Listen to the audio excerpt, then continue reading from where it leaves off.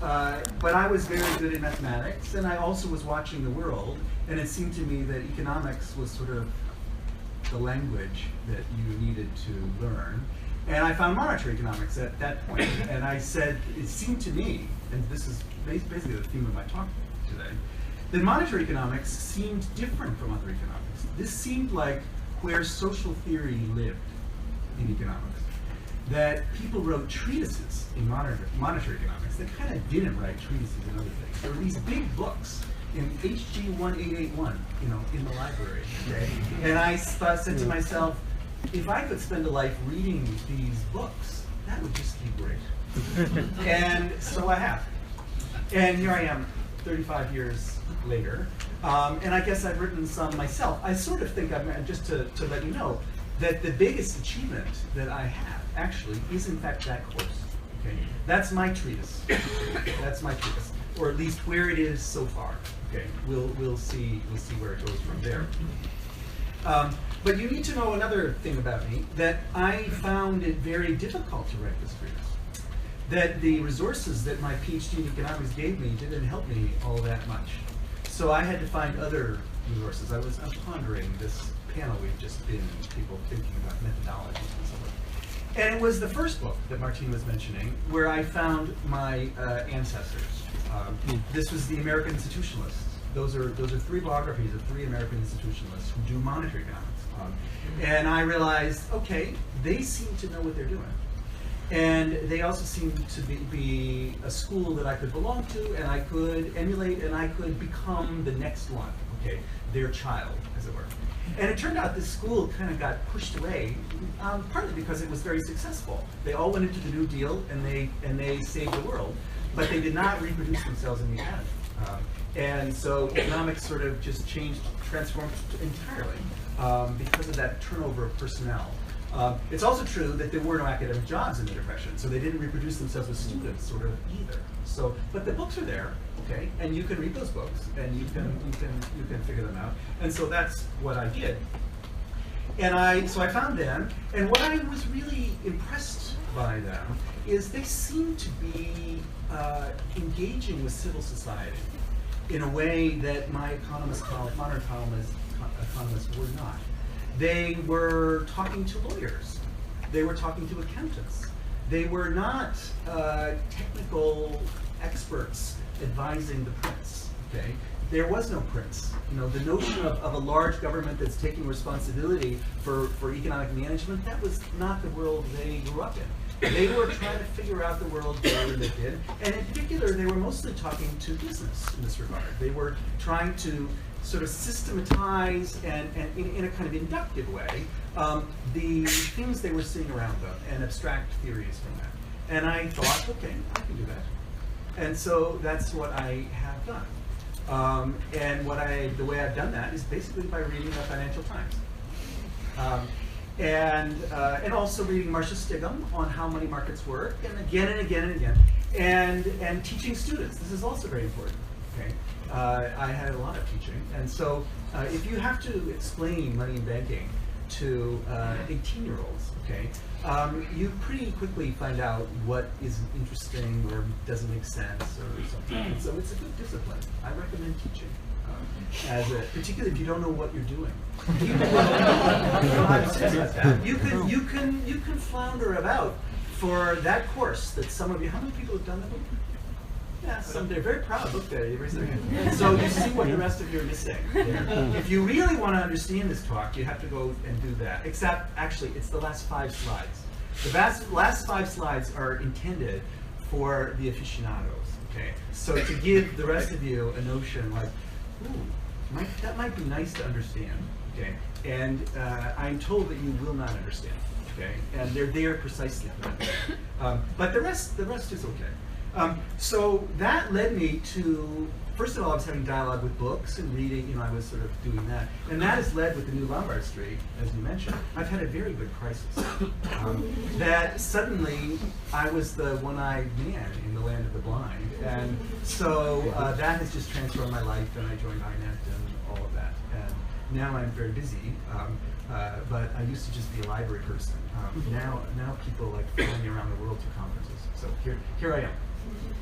So what I want to say today, as a way of provocation, is that not intersections of finance and society, but the way society operates today is in fact finance. Or maybe I'll say it a little. Let me spread it out a little bit. Today, finance is society. Maybe it wasn't always society, but today, finance is society. If we think of society, and this is sort of a banal definition, as a web of mutual obligations, formal and informal, local and distant, what is finance but a web of time-dated promises to pay, to deliver, stretching from now into the future, from here around the globe? Okay, it's the web. It's the web that of promises, mutual promises, that ties everyone together. That tie from the highest to the lowest. I'm not saying this is a good thing, a bad thing, but it is a thing. Okay, and that's what I propose that we need to understand. What kind of a society is it? Okay, this is sort of a summary. I'll go into some of these things in a little more depth. I want to emphasize three main things: the central coordinating role of money as a means of daily settlement of maturing promises. How do you know when a debt is paid? You know when a debt is paid because money changes hands. Okay, money settles debts. That's the main thing about it. Okay, and so the effort to get money in order to settle debts, it sort of coordinates people's activity. You may have experienced that in your life. Second, the central coordinating role of finance as a means of daily valuation of future promises. So there are all these promises to deliver that everyone, and they are being valued every day. And in fact, some of them more actively than others, and they're actually traded. And there are these prices, and you can bet on them and things like that. That also plays a role in coordinating society. Is this person really going to pay? Okay, or do we really think that that project is going to work out or not? And there's voting on that in the market every day. Okay, and that's where that price is. Third, the central coordinating role of banking as a means of daily allocation of new credit. Who gets purchasing power in order to get a chance to make their vision of the future real? That's what you need to make your vision. You need to buy stuff. You need to implement it, and it is credit allocation that determines that. So those are the three. I suppose I should have indented them or something, because the last two are meant to talk to, I'm not sure what this audience is, okay? It's not my usual audience, but I welcome new audiences. That's, as I say, I've had a good crisis, so I have new audiences. And I'm remembering my undergraduate study of social science, before I became an economist. And so I want to emphasize to you the processes of settlement, valuation, and allocation, these three things, or money, finance, and banking, to say them even more. You can think of those processes as central rituals in society, which reproduce modern society and the relationship of each individual to it. I would like to also suggest that we can think of the institutions of settlement, valuation, and allocation as the largely hidden infrastructure of modern financialized society. Largely hidden, that means it's our job to reveal them, to go explore them, to find them. Okay, this is archaeological work, archival work, empirical work. What I am proposing is a financial theory of society. What I hear a lot of people proposing here is a social theory of finance. Okay? I'm not sure those are the same project, but I always thought that what I was doing, as I said, from when I decided to become an economist, I was always doing a financial theory of society. Okay? And so I'm happy to explain how that goes. I never really thought of myself as doing a social theory of money or finance. It was the other way around. What does that mean? That means understanding monetary, banking, financial theory as implicit social theory. The people who develop it might not think of it as social theory, okay? But it is, okay? It is doing something, okay, that we need to understand. And to understand the infrastructure of money, finance, and banking as constitutive society. The people who create that infrastructure aren't particularly thinking of it necessarily as having that role. So you have to unpack that. If they're not going to tell you, you know, this is what it does, but you have to look at it and figure it out. This is about making the hidden visible. I was thinking about this in the last panel, the discussion of plumbing, okay? Maybe that's what I'm talking about here, but a different kind of plumbing. The details, even legal details. What exactly is repo, actually? This is not even a stable answer, okay? This has changed over time and continues to change. The same is true of basically all of these instruments. These are not fixed numbers, fixed facts about the world. And here's an image that I would like to start you with, is to remind you that this world we live in is a global world, that the financial system in particular is a global financial system. So financial globalization and global financialization are the two, I think, supreme facts of our day. And if you're not engaging with those facts, you're not engaging with the world as it is. So here's a little picture that's meant to remind you when you're working on some tiny piece of this large picture, okay, what the big picture is, okay. This is how the world is organized, okay. There is a global money. That money is the dollar.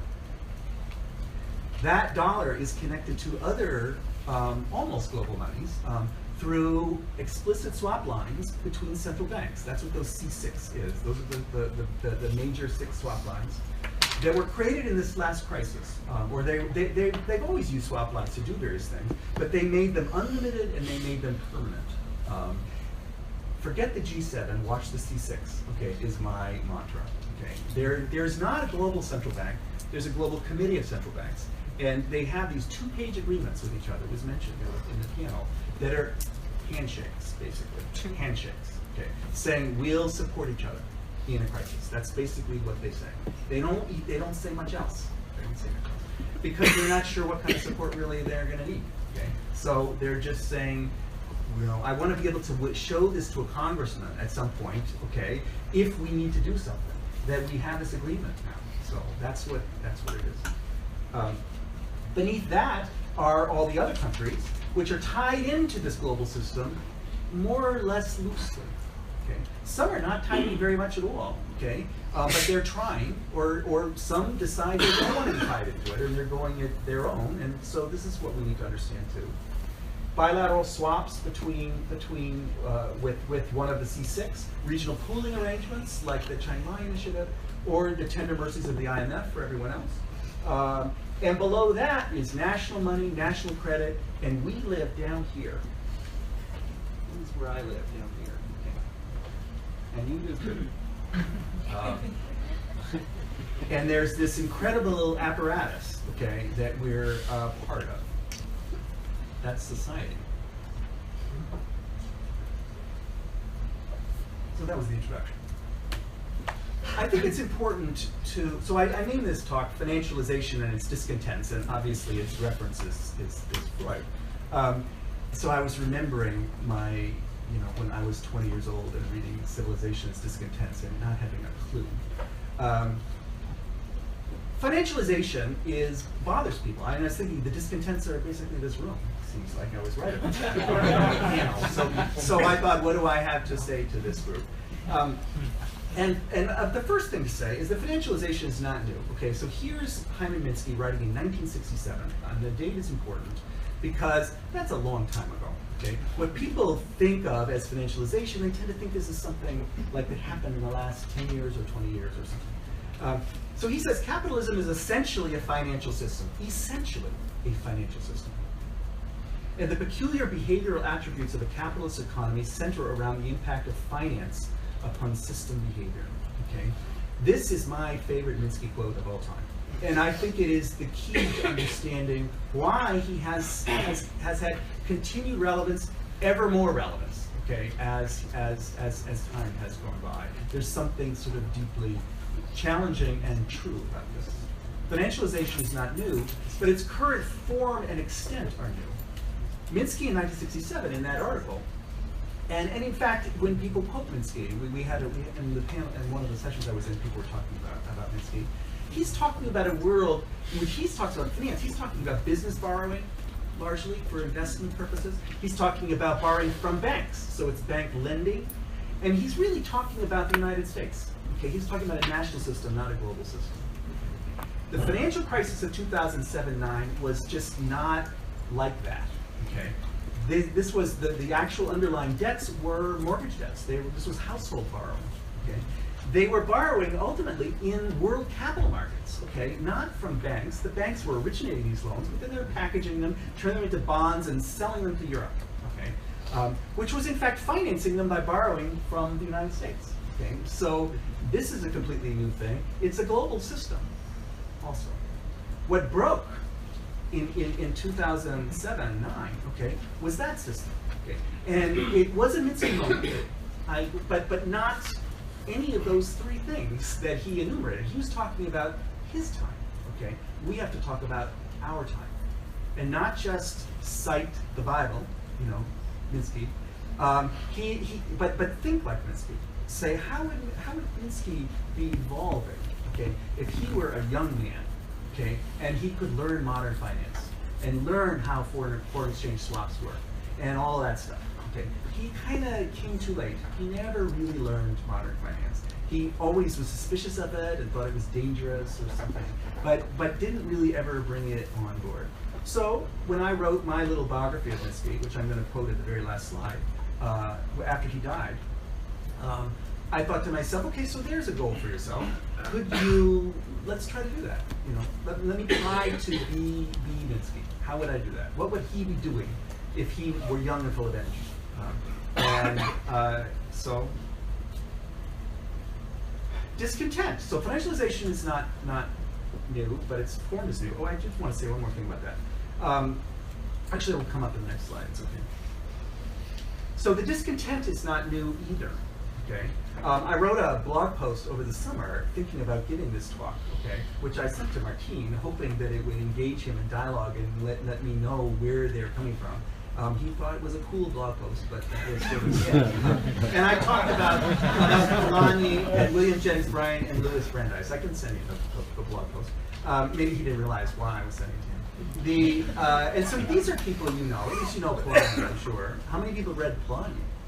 See, I was right. Right. Okay.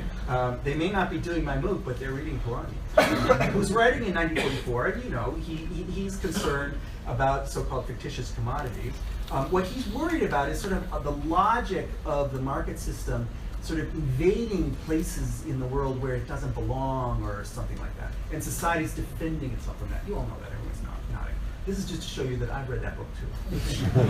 A long time ago, to be short. Economists would call this the intensive margin of the market system, okay? That it's getting deeper, okay? It's invading in places that it wasn't before. William Jennings Bryan, which is, you know, the Trump of his time, perhaps, is concerned about another margin, okay? The extensive margin, okay? That this is a global system, he realizes, and it's the gold standard, and it's run, in fact, from London, okay, or was, okay, at that time. And he doesn't really like the effect on his little emerging market economy, okay, the United States, which the United States was basically an agricultural emerging market economy in 1896.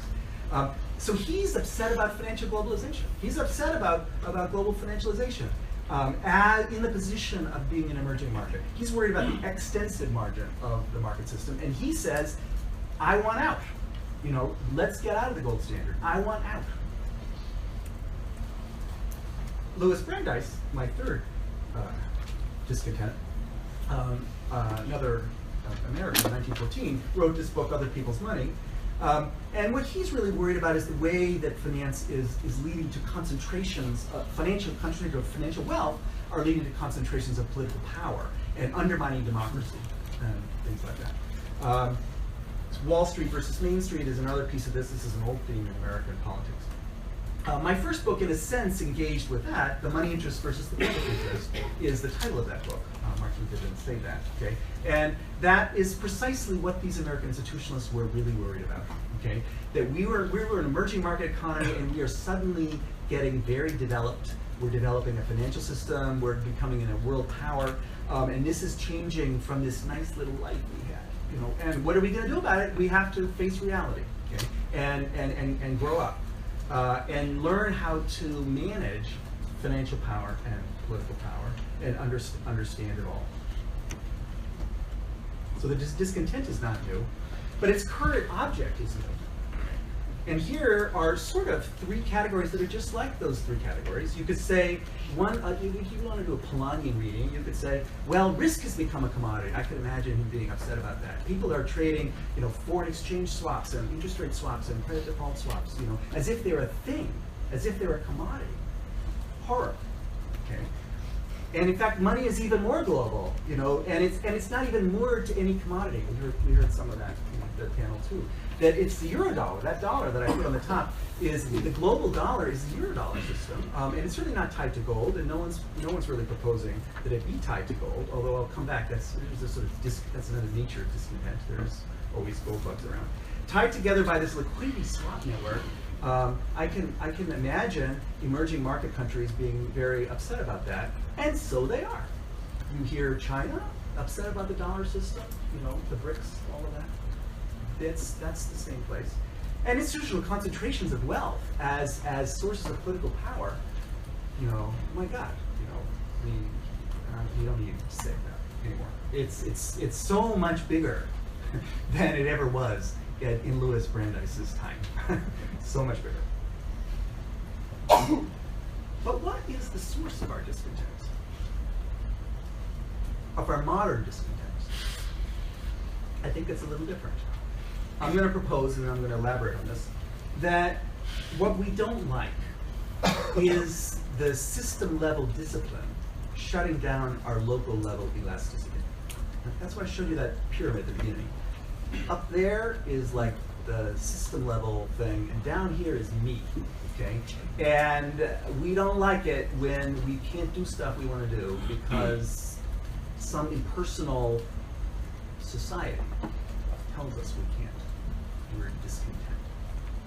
And it goes the other way too. Sometimes we're upset because system-level elasticity allows things to happen that we want to stop happening. That we could. It was just, us in this room, we could stop them happening, but people can go around us. They can do it in other ways. Okay. So system-level elasticity allows escape from local-level discipline. What this means, of course, is that the global is larger than the national, in particular. Regulatory systems, legal systems are national. Okay? The system is not national. The system is global. What is this system? For many years, I taught a history of economic thought course that was a Smith, Marx, Keynes course. And I taught them as theorists of their own time, that they're trying to see what is the logic of the system in my time.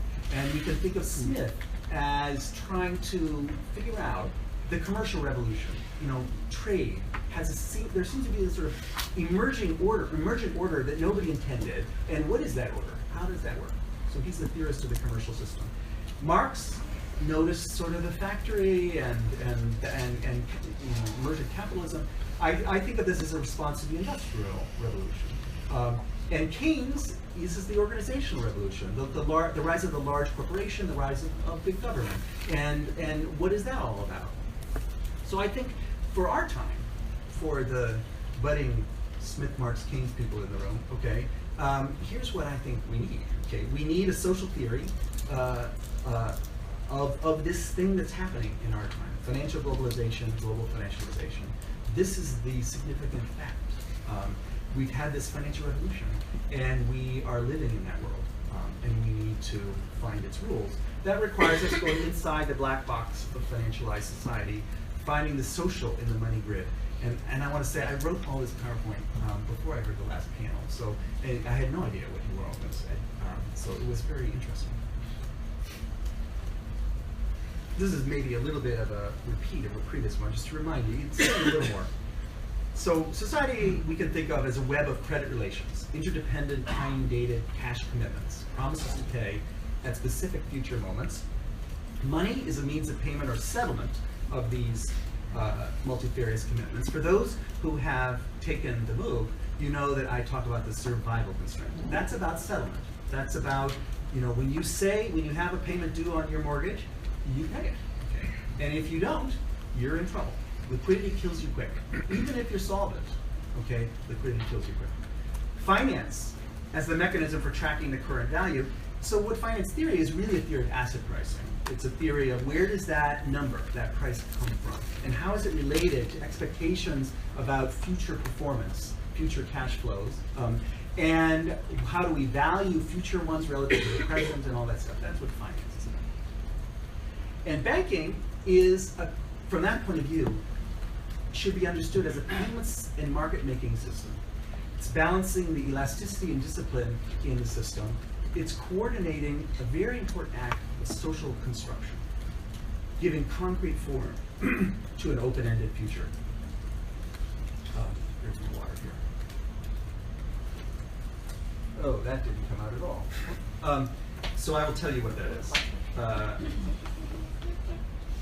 This is from the Z1, which is, we heard about accounting in the last session. So this is the flow of funds accounts, which were invented by a guy named Morris Copeland in the United States, and he wrote a book in 1952, who was an American institutionalist, who was proposing a framework for understanding the economy that was alternative to the then emerging dominant national income accounts, and and Keynes and so forth. But also an alternative to the old quantity theory of money, MV equals PT. And he said, here's what we need. We need to just track the money flows. Let's not ask if they're adding to income, or if they're or if they're paid in cash, or how. Let's just track all of them, and that will give us a picture of what happened in our economy. And this is those are the flows. This is the stocks that are the way those accounts are actually constructed. These accounts exist. They exist for the United States. They exist for most countries. But people mostly don't know what to do with them. Okay? So that's a resource to think about.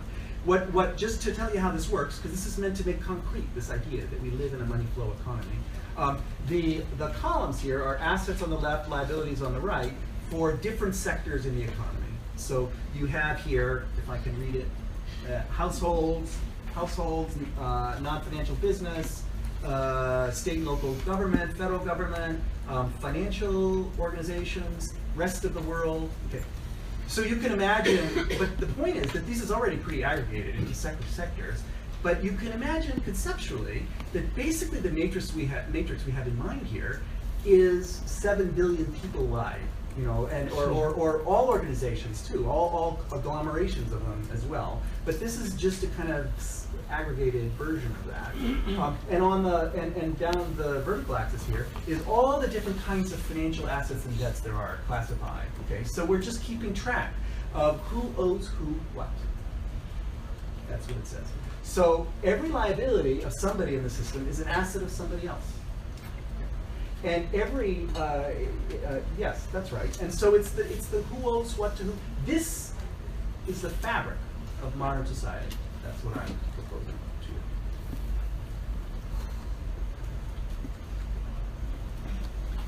you. Here's a distinction that was very important to Minsky. This distinction between robust finance and fragile finance.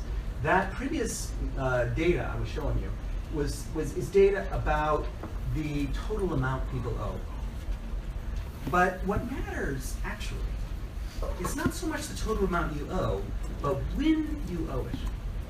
If you owe it all tomorrow, the settlement constraint really binds. You've got to come up with a lot of money tomorrow, which probably you can't, which means that you've got to roll over that debt, which means you've got to persuade the creditor to say, I know I promised to pay you tomorrow.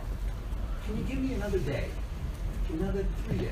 You know, actually what I kind of need is 30 years. That sort of happened in the Depression when we moved from 5-year lump mortgages to 30-year fully amortized mortgages. Okay, and some of that process is in motion today as a result of the financial crisis. So I'm just showing you the distinction here between what Minsky called robust finance and fragile finance. In both cases, I'm showing when is the money due? Time 1, 2, 3, 4, 5. Think of those as years. And I'm showing 2 different agents here that have the same exact cash flow, $20 every year for the next 5 years, and they have the same aggregate debt, $50. So they're solvent, right? They're going to make $100 and they owe $50. They're perfectly fine, okay? But they're very different from each other. Because one of them has arranged that debt so that they always owe less than they're going to be paid. So they have no problem meeting the settlement constraint because they just take the cash flow and they give it to their creditors. The other one, the fragile finance, has a big problem. Already a big problem. Right now a big problem. Okay? There's not enough cash flow to meet my current cash commitment, and so I have to do something. I have to do something. Maybe I have a big hoard of cash somewhere and I can pay it out. Okay. If I don't, there's only two other things I can do. I can borrow, which means rolling it over into a future period, or I can sell something I own, an asset I own, for money, and use that to pay. So this is funding liquidity or market liquidity. We're going to come to that. Nobody teaches us in economics courses, by the way. Well, no, this notion that the time element here, when it's owed, is the key. That you see only in monetary economics. In monetary economics, you see that's key. When they do finance and asset valuations, you abstract from liquidity factors. Oh, maybe you recognize that. I thought this audience may recognize that. What I want to argue to you, so this is from Marx, the 18th Room Error, okay? Men make their own history, but they don't make it just as they please. They do not make it under self-selected circumstances, under circumstances existing already, given and transmitted from the past. Okay. This is about time.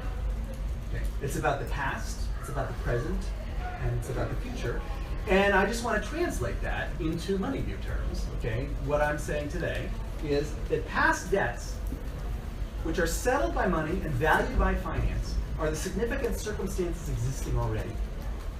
And they're significant because they constrain new borrowing to create a possible future. I think that more or less is just a translation, okay, of what he was trying to get at back in 1852.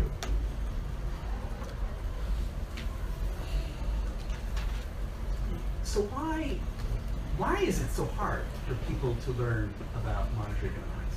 Why is money so hard to understand? As I said, I've taught for a long time. And so, of course, as a teacher, you confront this. Like, just what is wrong with you? Why can't you get this, you know? Or what is wrong with me? I need to enter their head. What is the actual obstacle here? You know, sure, they're drinking too much, and they're not coming to class, and those usual problems. But even for students who aren't doing that, they find it, and particularly for the ones who are well trained in economics, they find it harder. It's actually easier. Many of the people who take my MOOC and are most happy with it have no economics background. Okay, they typically are computer engineers or lawyers. They work in banks. They're trying to figure out this world that they just find alien, and they just love the MOOC. Okay, because it addresses them where they are, and they can figure it out. Economists, particularly well-trained economists, have a way of thinking about the world, and they find it really hard to engage with this thing. They drop my class, actually. The historians stay. The scientists stay, the economists drop it. The first one is most troubling to the economists. Now, there's hardly any economists here. Is there one or two here, economists? Oh, great. Okay, great. So that's good. So I'm not all alone here. There was, in the panel, there was discussion about economists and some hissing, too. Here's what economists find really, it's not just hard to understand. It seems false on the face of it and wrong-headed and should force you to be drummed out of the profession. Okay, which is I call alchemy, precisely to embrace it, to say it's alchemy. Okay, that all banking is a swap of IOUs, and I'm showing the first line there. This is to get you used to thinking in balance sheets a little bit, okay, is a particular swap of IOUs, okay, which is between a bank and me, for example, when the bank makes a loan to me. When the bank makes a loan to me, what does it do? It says, I owe you $100. That's the deposit account, okay? And I say to the bank, I owe you $100, and that's the loan. That's an asset of the bank, a liability of me, and vice versa. There's no resources that are being used here. These are entries in accounts. And yet, it does something. It seems to violate the fundamental principle we bang into students' heads in intro economics, There is no free lunch. Everything costs something. This looks like alchemy. Making gold out of lead, or out of paper, or out of just simple bookkeeping. But it does work. This is how banking works. And it's not from nothing. It's not actually from nothing once you understand it, because what is the bank promising? In this cash flow sense, they're saying, I will pay you $100 anytime you want. You tell me. This is a demand deposit. And I'm saying, I'll pay you $100 10 years from now when I have the money. Okay? These are very different kinds of promises. And the promise to pay me immediately is great because it's money. I can spend it. I can transfer it to somebody else. Nobody wants my IOU except the bank. They're in the business of accepting my IOUs. But everyone wants the bank's IOU. And so now I have something I can actually spend. I can go and I can do something I couldn't do before. So this is coining freedom. And the bank is the person who coined it. But this alchemy, this is quite important because I want to emphasize that this is a system. It occurs everywhere in the system. Higher up, I'm showing you another one. Okay? What is the relationship between a central bank and a bank? It's the same relationship. When the central bank, when the bank says, oh, too many people are pulling their money out of my deposit accounts, they're demanding cash. Why are they doing that? Well, I know I promised to pay them cash on demand, so maybe that's why they're doing it. But I don't have cash. But cash is your liability, so please can I have some more? So here's what happens. The central bank says, okay, I owe you currency, and the bank says, I owe you currency, okay, discount loan, and suddenly problem solved, lender of last resort. And it's not just there, it's all the way up. The swaps between the Fed and the ECB that finally put a floor on the expanding financial crisis in 2000 and 2008. Okay? $600 billion created out of thin air were exactly like that. The ECB said to the Fed, I owe you 600 billion euros. Okay? It wasn't just the ECB, it was other central banks as well. So they collectively said to the Fed, we owe you $600 billion in our own currencies. And the Fed said, I owe you $600 billion in my currency. And that stopped the crisis because suddenly the foreign central banks had dollars which they could lend to their banks to allow them to roll over their financing. It's alchemy. It's alchemy. Really hard to embrace. But if you don't embrace that, you will never get anywhere in understanding how this system works. So that's why I put it number one. Number one. Why do we have such difficulty though? Fetish of the real. Okay. How do we use this word loan? I can't lend you my bike unless I actually have a bike. But I can lend you money even if I have no money. That's what banks do. It's a swap of IOUs. It seems like even counterfeiting or something, or maybe fraudulent. You're lending something you don't own. That seems like fraud or something. So we have, and this comes, I think, from a kind of fetish of the real. This is why I teach balance sheets, to get people, get those grooves in their brain that come from living in this material world, okay, that prevent them from understanding money. They have to make new grooves, okay, and so you have to force them to work with balance sheets, and eventually these new grooves form. People don't like alchemy anyway. I said something from nothing. They really hate, the students really hate me putting currency as a liability of the central bank. You know, everyone thinks that currency is like a heap of stuff.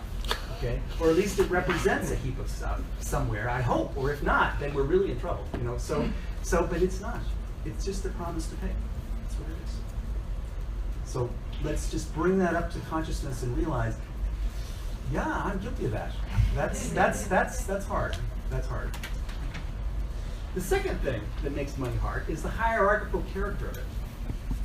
That might not be hard for you guys. Sociologists like hierarchy, political science. They see hierarchy everywhere. Okay. And here's the hierarchy that I'm particularly talking about, which is I say so. From securities at the bottom of the hierarchy, deposits, currency, gold. Currency is in a gold standard. Currency is a promise to pay gold. Deposits are a promise to pay currency. Securities are a promise to pay deposits. And there are market makers, these different kinds of dealers that are balancing, are going back and forth between these layers of the hierarchy. And there's the three prices of money, the exchange rate, par, and interest rate, that allow you to move at the bottom of the hierarchy. I can move between securities and gold because these people help me do that. Okay.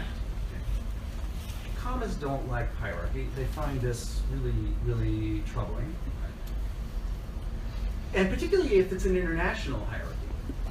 This Westphalian, ideology, this notion that, there's 167 sovereign countries, or maybe there's more or less than I last counted, whatever, and they're all equal. They're all equal. They're sovereign, okay? And we're going to insist on that. You're never going to understand international money if you insist on it. Or if you think that any deviation from that is sort of a priori unjust, or something that has to be corrected by the IMF or something because it's not democratic or something like that. That will not help you in understanding the international monetary system. Similarly, even within a country, and the economists are particularly guilty of this, they think of markets as the great equalizer. That there's just sort of n of them. Market for this, a market, and you can move from one market, you can sell this and buy that, and everything is flat. The economy is flat. It's markets everywhere. Okay? The notion that behind that flat market for stuff is this hierarchy is very disturbing. You want to think about currency, deposits, securities. These are things that are just traded in different markets. They are in no hierarchical relationship. They're just next to each other. And those prices are just the prices relative to each other. There's no hierarchy. So it's hard to get that. Economists think of hierarchy as power, illegitimate power, lack of competition, monopoly, bad. The third thing that makes it hard is the hybrid character of the system. That it's, and maybe this one is particularly hard for you guys, okay? That it is not public or private, it's both. And deeply, cogs are connected, okay? In the interest of time, I'll just assert that and then say, why is that hard? On the left, it's hard because we want to think that money is a creation of the state or something, that it's authority, sort of that's where we have our democratic power, and then so that this really should be public. Many people say, I've been in many forums where people say that's just the right of the state to issue the money, and when private sector issues money, that's counterfeit. That's just impinging on the natural right of the state or something like that. Chartalism, NAP, modern monetary theory. And so I'm in forums like that, and then I'm in forums where the Austrians are, which I was just a couple of weeks ago, where they think, no, the state is actually the interloper here. Okay, that money is naturally private, and it arises from market transactions, and it should be, and when the state is getting involved, that is what is the problem. And so we just need to get the state out of it and everything will be fine. So these are pretty opposite positions, okay? And they don't leave much oxygen left in the room for somebody who says, no, actually, this is a symbiotic system. And the symbiosis is a mutualistic symbiosis. Private money depends on public money, and public money also depends on private money. It's a mutualistic. It's not a tapeworm parasite, symbiosis. Okay, it's lichen, algae, and fungus growing together, more strong. Maybe I should have a picture of that. Not tapeworm, but lichen. The fourth one, instability. Inherent instability, I'll even say. Inherent instability of credit, I'll even say. This is a phrase that Ralph Hawtrey used in his great essay of 1932 called The Art of Central Banking. Imagine trying to write about the art of central banking in 1932. And he spoke of the inherent instability of credit, which is that it tends to either expand or contract, that it's a balance between elasticity and discipline. And that balance is always shifting. Sometimes the balance swings over and there's elasticity, and the hierarchy gets flatter. This is meant to be an image of a hierarchy from money down to credit there. And it seems like credit is very much like money. People will accept options as compensation for labor. you know.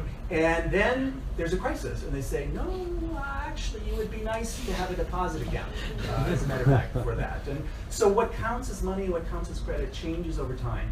And the prices change, and the market makers are managing that process. That instability thing, I think is maybe less hard for this audience than for economists. Economists really are trained in equilibrium thinking about the system, and even though they know that maybe any given situation might be disequilibrium, there's some notion that it tends toward equilibrium, and so let's just analyze it as if it is there, and it will make errors here and there, but maybe they'll all kind of average out or something, and we'll be right on average. And not only do they, and that is where the math comes from, by the way, you know, that helps you analyze systems like that. Not just equilibrium, but intertemporal equilibrium. Okay, meaning equilibrium from now until infinity, you know, that we're having expectations and forming all of that. So there's no actual instability there. We're assuming it away. We're assuming it away from the beginning as a simplifying analytical tool. But if the monetary system is inherently unstable, we're assuming away a thing that maybe we should want to understand. Now, why are we doing that? Partly, you know, economists did this for a reason. They thought, well, the central bank is taking care of that, okay? And the federal, you know, and the fiscal authority is taking care of that. So we no longer have this instability, and isn't that great? So they wanted to paint a picture of a world where we had conquered these demons, and we could focus on making other people's lives better.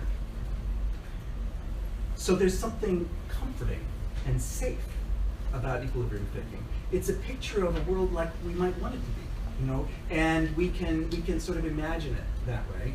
A world in which prices clear markets by equating fundamental supply and demand. Time is just an additional dimension of the commodity space, not a settlement constraint. There are no settlement constraints in modern economics, just to let you know. It's a budget constraint, and it's an intertemporal budget constraint. It's all about, I have this much wealth, and how am I going to allocate it over my lifetime?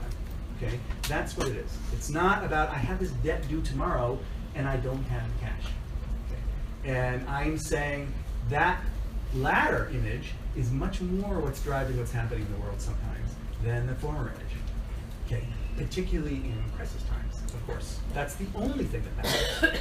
So in economics, instability it happens, but it's like a lightning bolt from God or something. It comes from outside the system, and it's something the system has to be resilient to and adjust to. We heard the word resilience in one of the sessions, I think. And that's what we want. We want systems that are resilient to outside shocks. The notion that these shocks might come from inside, okay, might be part of the way the system actually operates, that it swings for the fences, okay, in both ways, is just not in the dialogue. But it was in the older bankers' dialogue, right? Bagehot. And all central bankers, they owe their jobs to the inherent instability of credit. And they know it, that the system does not manage itself. It needs to be managed. And so there's a lot of wisdom in central banking crisis because they know this. And it's their job to make sure that it doesn't affect us, okay? That they find ways to limit this volatility. And that's what I'm trying to study. You know, this is what the course is about. The banking is a payment system. These people, Copeland and Minsky, are my heroes here. And this knowledge from the UK, which had one of the oldest central banking traditions, so there's a lot of intellectual knowledge in there. And I mentioned Hawtrey, but also Hicks, his last book is lovely, and Bagehot. These are central ideas. And if you want to know more about how society works, I think you need these ideas. That's what I'm here to say. Now comes the part where I may lose you. It's just a couple. What have we seen? Why are we in the trouble we're in right now? Why are economists do not understand the crisis and even now? Okay, I think one of the major things is that there was an institutional evolution in the nature of liquidity in the economy. I'm showing you here the Copeland sources and uses of funds structure, the flow version, not the stock version, in which any deficit agent on the goods and services account at the top. Deficit agent means less receipts than expenditures, okay? So you need to settle that. in money. That's what settlement means. You can settle that if you have big hoards of money. After World War II, everyone had big hoards of money. There had been rationing. They were just accumulating big hoards of money. You know, you and your grandmother had big hoards of money. The banks had big hoards of money. The corporations had big hoards. Everyone had big, and it was government money. It was treasury bills. It was cash. And so the knowledge, economic theory got built as if that was the way it worked. That people settled with government money, and that changed as those hoards got used up. And we moved to a world in which funding liquidity in the 70s was important. That is to say, borrowing. You're spending more than you're earning. Consumer credit, business credit, facilitated by banking, funding liquidity is the way that deficit agents settle with surplus agents. They borrow money from banks, which create it, okay, and give it to the surplus agents, and that's how the settlement constraint. There's a big, the stable money demand on which all of modern economics was based basically went away.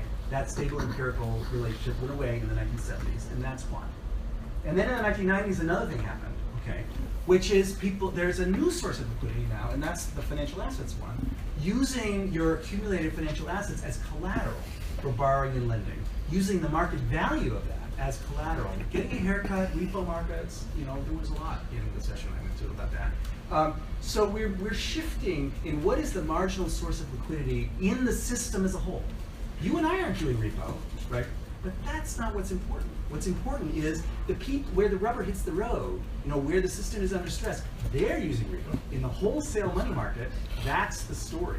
That's what is the system. The logic of the system is being driven by that kind of stuff, which is nowhere in the standard theory because it got hardened into the textbooks in 1971. Okay. Why do I say 1971? 1971 is when Janet Yellen got her PhD from Yale, okay, and her thesis supervisor was James Tobin, who wrote in 1969 the fundamental article, A General Equilibrium Approach to Monetary Theory. So that is how everyone thinks. It's not better in Europe. Draghi, 1973, MIT, his thesis supervisor, Franco Modigliani, who basically popularized ISOM for America. Okay. And I could go on. We're dealing with a world where the dominant way of thinking about money is circa 1970. And that's not the world we're living in. Modern banking is shadow banking. This isn't some strange thing that was invented by Wall Street in order to bamboozle us. This was created because of financial globalization. This is the natural form of banking for a financially globalized world. And by that I mean money market funding of capital market lending, global funding of local foreign exchange lending, market pricing on both sides of the balance sheet, which means a key role for market making institutions and the key role of the central bank as backstop for that dealer system. Here's the shadow banking system in balance sheets. Residential mortgage-backed securities as an asset of a shadow bank, selling off all the risk, funding it in global money markets, derivative dealers. This is like Deutsche Bank, it's $46 trillion of notional derivative exposures. Okay, this is the way the world works. This is the world that the central banks are backstopping. This is the world that broke apart. Okay, in the financial crisis. In the panel just before, there was a, why are we talking about QE? I heard that. Okay. What is quantitative easing? Quantitative easing is shadow banking by the central bank. Money market funding of capital market lending. Think about that. So the most important figures in this world are the people who make the markets, who make the prices in money, who make the prices in these assets, in these collateral. And those, I call them dealers generically. They may not be called dealers. It could be, it's a trading strategy.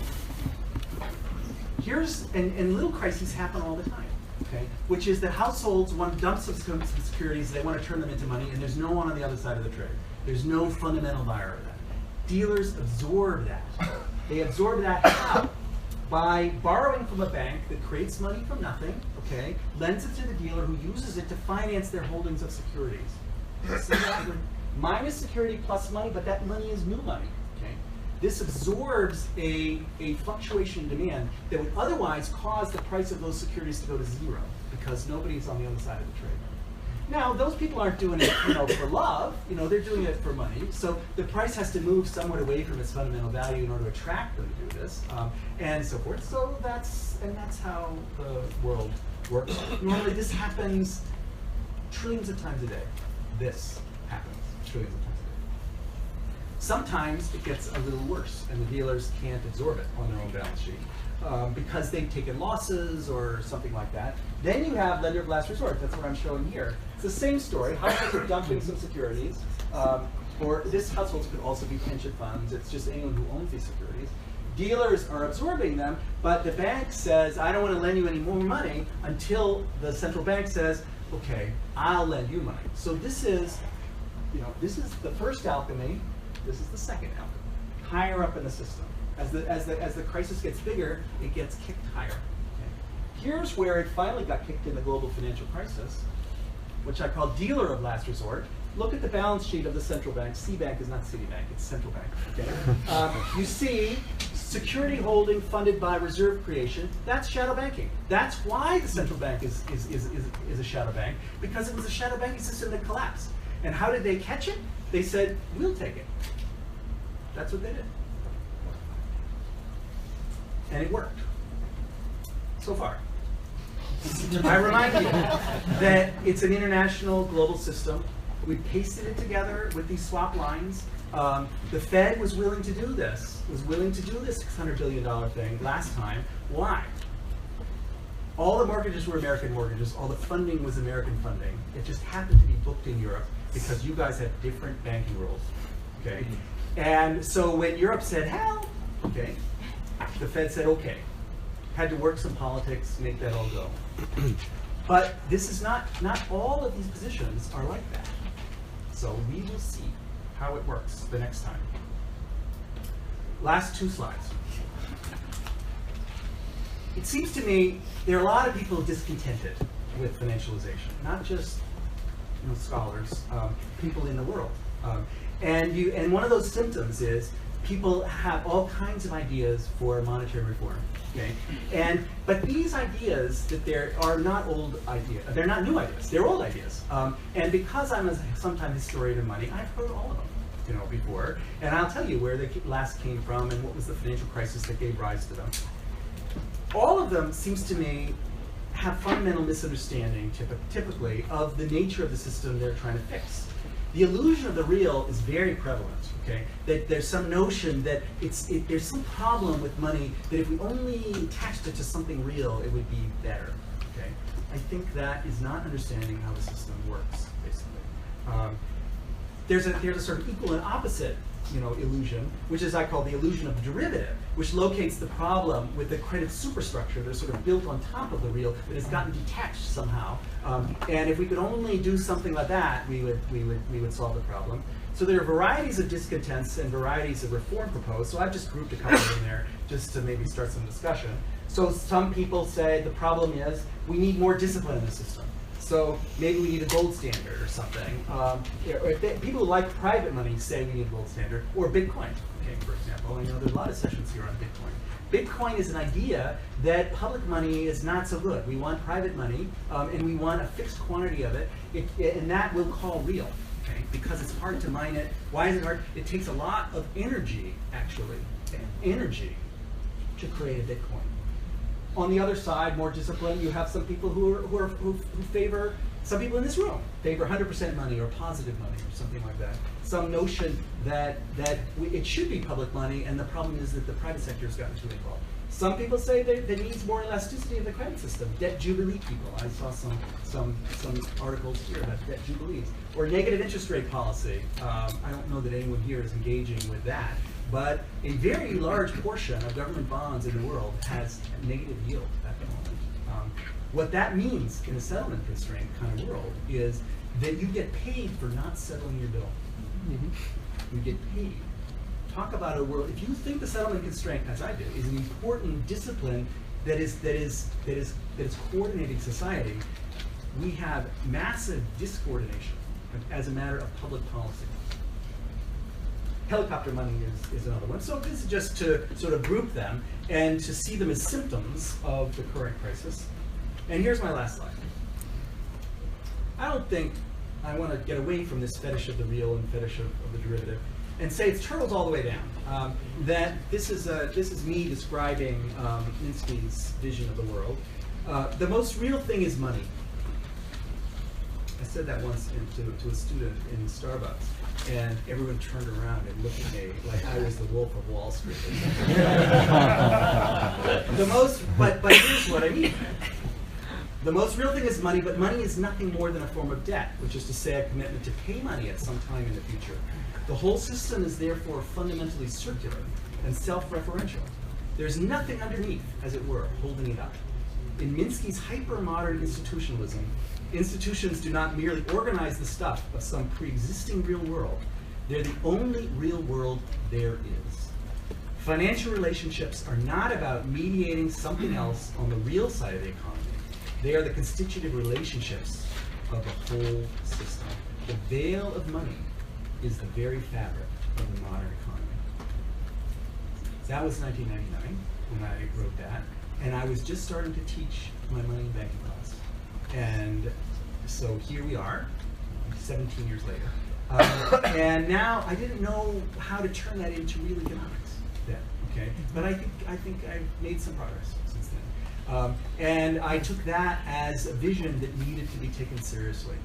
That it may not be the whole story about modern society, but it's a big part of it. And it was completely absent in conversation. So I said, I'm not doing anything else with my life. Let me do that. See how far I can get. See how far I can get. And I could use some help. Thank you.